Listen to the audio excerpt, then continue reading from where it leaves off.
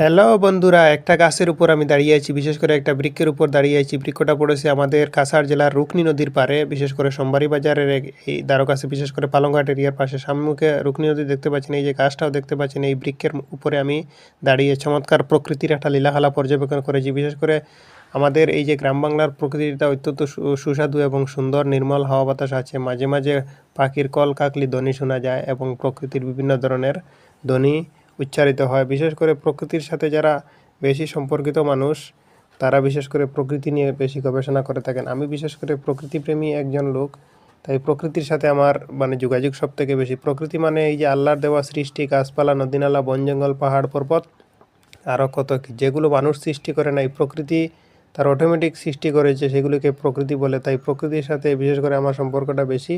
আমি আমার বাল্যকালে এইভাবে গাছের উপর চড়তাম।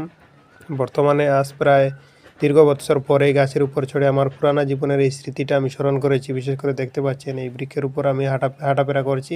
চমৎকার সুন্দর বৃক্ষটা। বিশেষ করে আমাদের গ্রাম বাংলায় এরূপ বৃক্ষে আগে ছোটোবেলা, বিশেষ করে 7, 8, 9, 10 বছর বয়সে এইভাবে বৃক্ষের উপর চড়তাম আর বিভিন্ন ধরনের গান গাইতাম। আমাদের সহপাঠীদের সাথে এরূপ বৃক্ষে আমাদের অনেকবার চড়া হয়েছে। তাই এবারের এই যে রুকনি নদীর পাড়ে এই যে একটা চমৎকার বৃক্ষ, আমি সেদিকে গিয়েছিলাম আজকে।